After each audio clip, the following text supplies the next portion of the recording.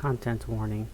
Death, warfare, blood, and murder, including that of a small child. Historian note. The following document is a journal written by Charles Rose, which was recently dug up from the ruins of Castle Ardo. The pages contain information that is considered both historically important and offers information of a high military value to the Empire of the Seven Cities. It is the opinion of this historian that after hearing the contents of this document, that the Imperial Party will support the Imperial City University in both the search and seizure of the Rose family. May 5th, 2692, AUC. I made it to my trench in Gaul. It was a month-long trip by ship from the Seven Seas to Gauls. We had to dodge electrofish, sea mines, and other threats.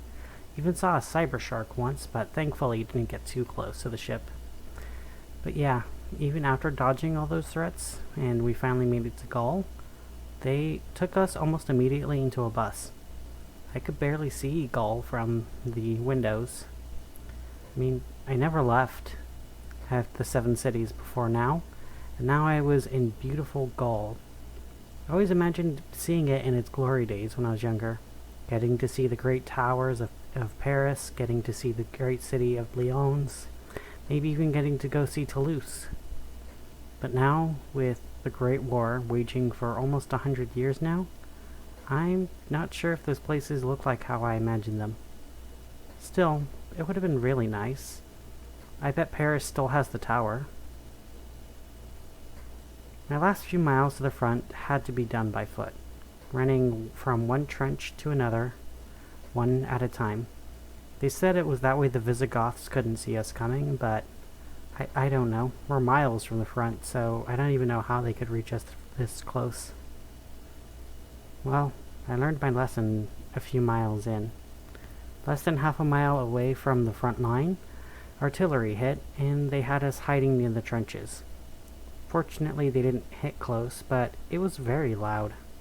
At first, it reminded me of fireworks, and I wasn't sure why everyone was ducking down so quick.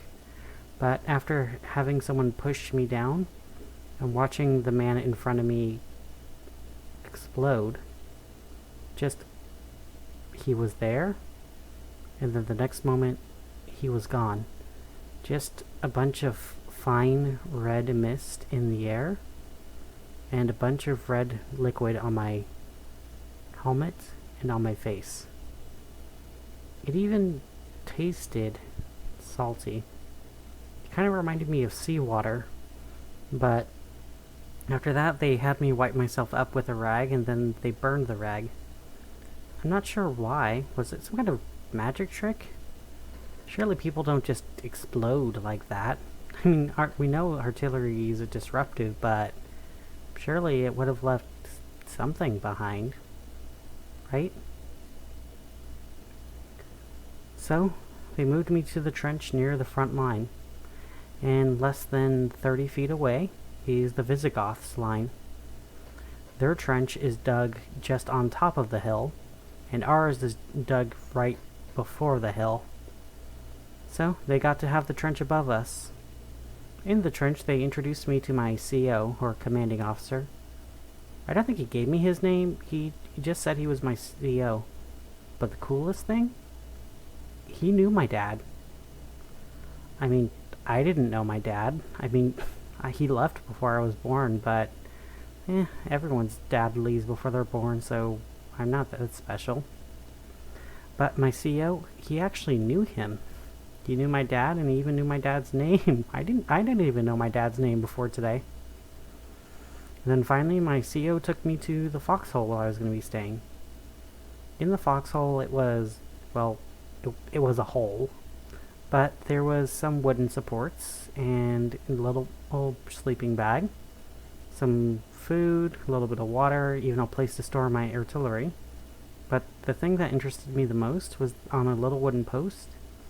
There was 4 names carved in it, on the bottom of which I saw my name, then above it in the same carving handwriting. Do you call it handwriting if it's a carving? But you know what I mean. Above it, in the same carving handwriting that carved my name, was my dad's name. And above that was my grandfather's name. I only knew it because of some journals that my dad left me. And above my grandfather's name is what I assume is my great-grandfather's name. They're all carved into the post in the wall. When I was shocked about this, wondering if maybe my dad carved in those names, maybe he carved in all of them for some reason, but my CEO explained that the Rose family, my dad's family, had been assigned to the same area of the front over the last 100 years. He explained that my dad carved my name into the post underneath his name as soon as he heard that the wife he left behind was pregnant. And apparently he carved his name below his father's name, who carved his name before his father's name. 100 years of war, 100 years of fighting, and I was sharing the same foxhole as my dad and so many more of my ancestors. I don't know what I was supposed to be feeling in that moment. My CEO was talking to me like it was some great honor to be in the same place as my dad. Apparently his dad was shipped off to somewhere in the Middle Kingdom, so he never got to even live in the same continent with his dad. But apparently I was lucky, because at least I got to fight in the same place my dad fought, because that's a rare thing nowadays. But I don't feel honored or happy about this. I feel like something in my heart broke seeing that. Everyone knew that the Great War was happening, and it was happening for a long time. Everyone knew that it wasn't going very well. I mean, if it's 100 years of war, how could it be going well? But I never imagined it was going to be this bad. The same hole that we have been fighting in for 100 years with the same family. Touching my dad's name on the post, I asked my CEO, didn't my dad ever expect to come back to me? No, my CEO answered. Just no. No explanation why, no reasoning, just no. My dad didn't expect to come home. My dad was so close to retirement, too. He was only 7 years away from getting his 25 years of service. And my dad, according to my CEO, he just died 6 months ago. You know, just a couple weeks before I turned 18 and could join the war. And just before I was shipped out over here. I don't know how I feel about this. I was hoping that I could have met my dad, you know, maybe fought by his side for a little bit, maybe fought alongside him, we both win the war together, we go home together. My mom just is so happy to have her husband back, and I'm so glad to have my father back, and then we get to live. It's one big happy family. But sitting in this hole with my commanding officer looking over me and seeing my dad's carving, all that I had of him, I realized I wasn't going to win this war with my dad, and my mom was never going to see her husband again. I was not sure how I felt about this. May 30th, 2692, AUC. Everything feels so pointless here. It kind of reminds me of a song that was popular at home. You know the tune? No matter how bad men wreck the world, nature will grow back more beautiful than before. But what I see here, in no man's land between our trenches, is much, much worse than what I can imagine. In the space between the trenches, there is so much blood in the soil that it actually scabs when it rains. There's more bone than wood on the ground. Anytime I step on something smooth and hard, I know that it's bone. I used to think that it was just wood or twigs I was snapping on, but there was so many bones. We couldn't even bury them. If we try to bury anything, we just encounter more bones. And the dead that lay in Dead Man's Land, they can't get buried. We can't burn them. For any time a living soul tries to brave No Man's Land, they get burned or they get buried themselves. July 4th, 2692 AUC. When I was looking up at the sky today, it was almost peaceful. There was a lull in the fighting, so all I could hear was the breeze in the trenches. But unlike the clouds back home, even though it looks the same, it doesn't look the same. The little streaks of clouds, that was so thin you could see the blue above and then you could see the sky too. It just reminds me of spilled blood when I see someone fall down. And the large clouds billowing by slowly and yet catching up so fast. It reminds me of mustard gas pouring down from Dead Man's Land. And when I see them, I almost want to grab my mask and cover my face. And the rays of sun that flicker through the clouds used to be so peaceful. It made me think about the gods above and how they would bring happiness to us. But now, they're nothing more than the flash of gunfire. I look at those rays and I feel my heart race. I wonder how much I've changed. And I'm already tired of the fighting. I made a mistake earlier of telling one of the people in the trench that. He was an old man. He honestly looked like he was in his 60s. I don't know what he's even doing here, but he's still here and he's still fighting. He never bothered to give me his name, and he never asked for mine, so I never gave it. When I told him that I was tired of war, the old man laughed. He told me that he had been on the front forever, that he could have retired at any point, and he'd even thought about it a few times, but he realized he wouldn't fit in anywhere else. So he kept on fighting. Now, I think the old man must have had some kind of war craziness. You know how not everyone can handle war well, and when they go out there they don't remember things correctly. Or worse, they think they remember things correctly, but they don't. The old man told me that he knew my father, and my grandfather, and my great-grandfather. When I tried to ask them for their names, he just laughed at me. They weren't important enough for me to learn their name. What makes you think you're important enough? That broke something in me. Just the idea that this old man who had supposedly been on the front forever and my family wasn't good enough for him to learn their name. What the hell is even good enough mean? Well, if he's gonna fight here forever, I hope that he will keep fighting. When I told him this, the old man just chuckled.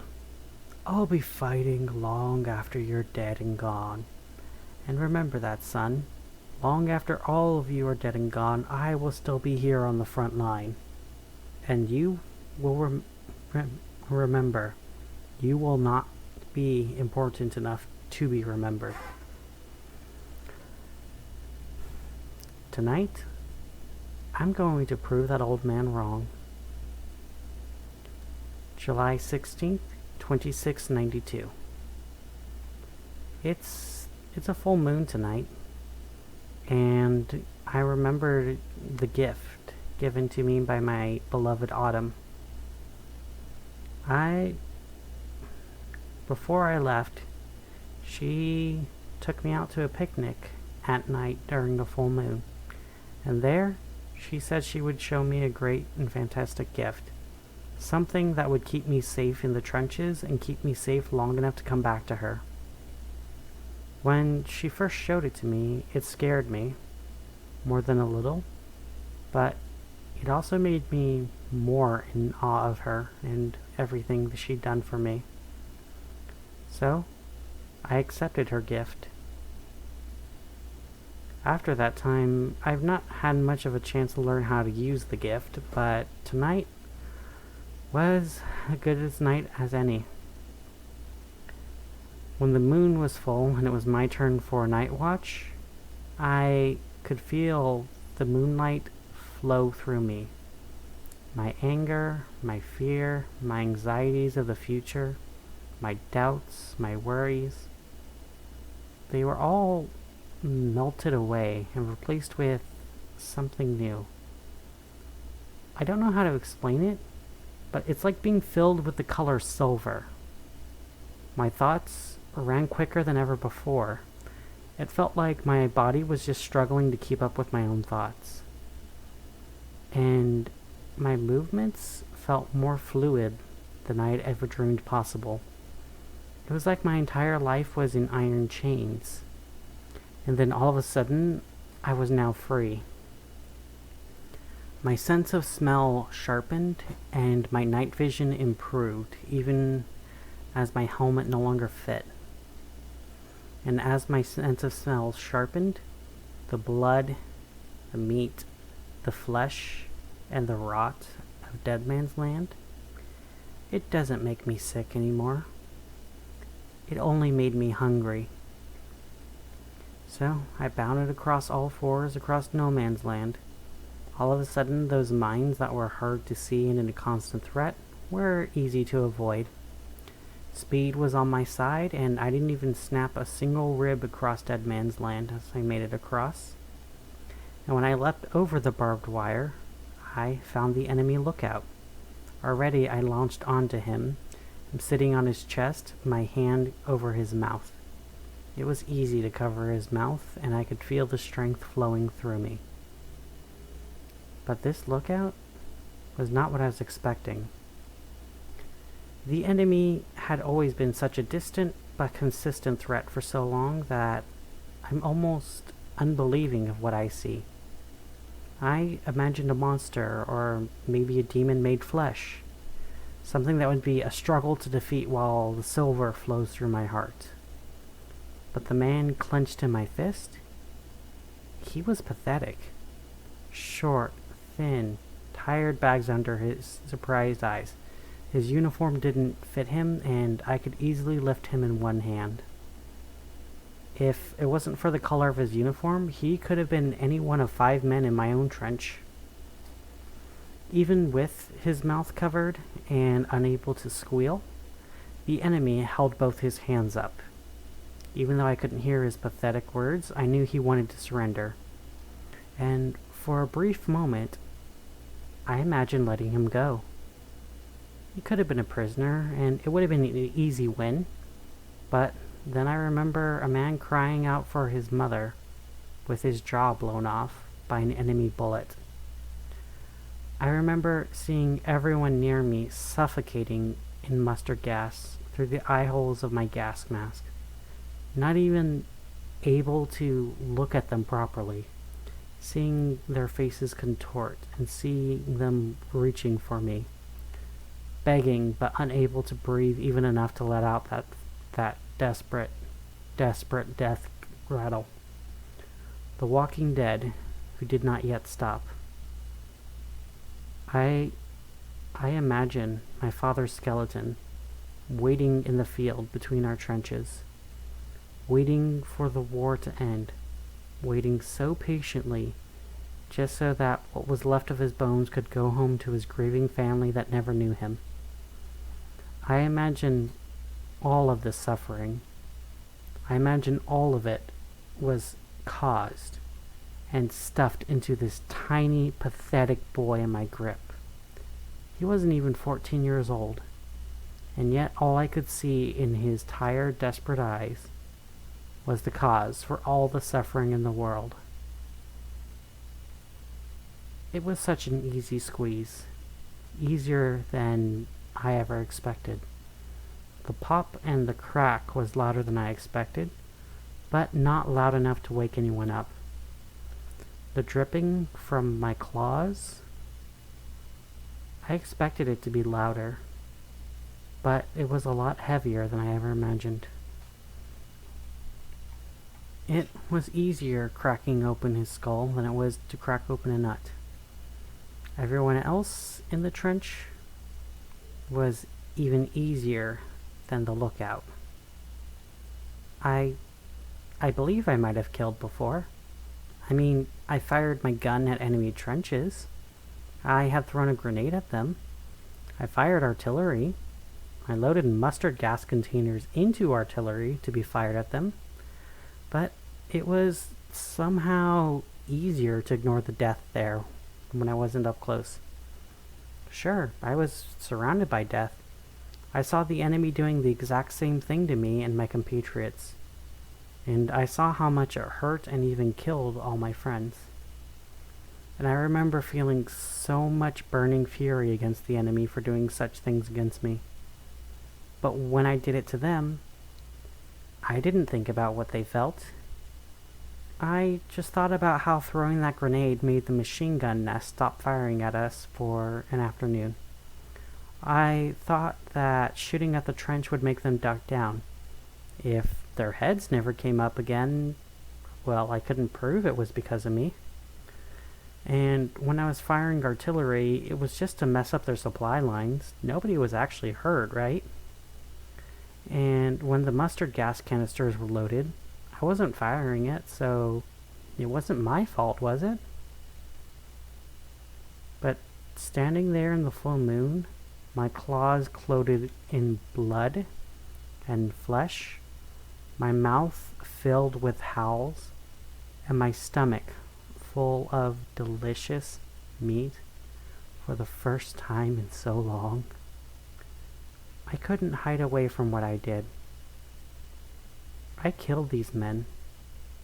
I murdered them in their sleep. I killed them so they couldn't kill anyone else ever again. Did they have family at home? Did they know their own wives? Did they ever meet their sons? Good gods, did they even know who their fathers were? Did they know what they did to us? Did they know what was happening to us that made us do this? The enemy was always a distant monster we had to keep away. Our gas was our crucifix. Our bullets were our salt. Barbed wire was our wolfsbane, and our guns were our prayers. But up close and personal tonight, there was only one monster in these trenches, and that was me. None of any of the men's tools saved him tonight. Tonight I was their monster, and I was their threat. And I would either shoulder the burden of what I did for the rest of my life, and always remembering it, and always dreaming of it, and always thinking about it, or I would forget about what I did tonight, and move on, never thinking about them again, and never remembering them again. And I don't know which one is more terrifying. July 17th, 2692 AUC. It's the next day. I waved my fellow soldiers forward. They were surprised I managed to take it an entire trench by myself in the night. Still, they were in high hopes once they came forward. My CEO even was proud of me. Gave me a little extra whiskey tonight. But then he ruined the mood of everyone when he mentioned that this was the greatest victory for Gaul since the Great War began. Once he said that, the cheers and singing and dancing came to a halt. It was like a record player that just suddenly jumped, and then the entire hall was silent. This was our greatest victory in the entire 100 years of the Great War. Even though we took control of the trench on top of the hill, I could see 5 more trenches ahead of us, each 20 feet apart. And then behind those 5 trenches was a large river, and then behind the river, separating Gaul from the Visigoth kingdom, was Castle Ardo, a powerful fort with artillery that could strike from hundreds of miles away. Thousands of soldiers, Exemy, and gods know what else. What is the point of the war if the most victory I can be promised is some poisoned land smaller than a football field, and maybe a chance to see my girlfriend again, if she doesn't leave me, when I was in my 40s? But I got my answer later. At mail call today, my first piece of mail finally made it to me. It was months late and torn up, but it was a letter from my sweet Autumn. I remember her handwriting, and lifting the letter close to my face, I could smell a bit of her perfume. But her words on the paper, though they gave me a reason to continue fighting, I doubt that was what she was trying to do. My letter from her told me that she was pregnant. It was mine, and it was going to be a girl. But she mentioned that things on the home front was really bad. Casualties were going up, and the Empire of the Seven Cities needed more soldiers.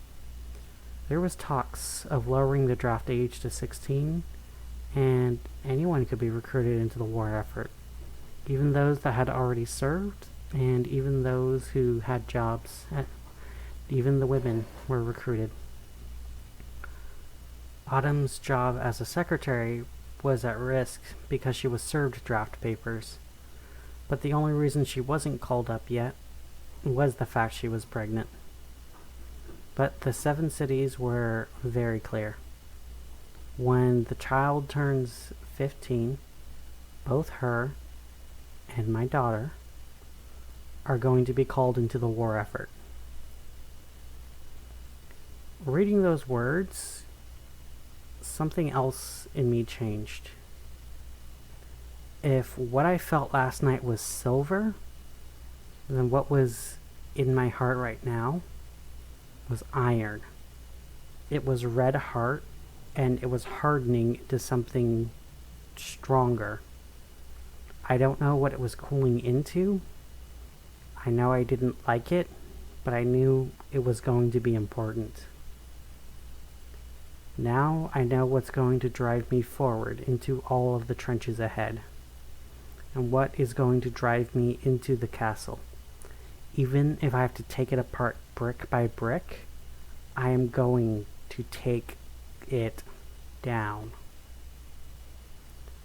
I will end this war with my beloved's gift, so neither she nor my daughter will ever have to see what I've seen, and none of them will ever have to study war or ever fight again. I'm going to have to break my promise to Autumn. I promised her I would never tell others about the gift she shared me, and I promised I would never share that gift with anyone. But tonight, I'm going to share my gift with all of the men, and on the next full moon, we will be drinking the blood of our enemies from the top of Castle Ardo. Historian's note: the journal ends here. We are not certain what this gift that Charles Rose shared with his fellow soldiers, but what is known is that after this date, the 59th Regiment, the regiment Charles Rose was in, never experienced a single casualty, never had a single desertion, and won the most battles of any regiment of the Great War on any side, Tippecanoe or Exemy. Within the month, They had taken Castle Ardo and collapsed the Visigoths' primary defense. 5 months after this journal entry, the Treaty of Gaul was signed, which is widely believed to be the start of the end of the Great War.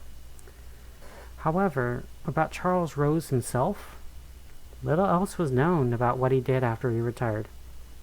It is believed that he went on to live with his wife, Autumn Rose, and raise their daughter together. But an interesting detail, which is why the Imperial City University is so interested in Rose's family, is what Charles Rose's colleagues call him after the Battle of Ardo. Rhosyn Blaidd, the Wolf's Rose. Thank you for listening. You have a good rest of your night.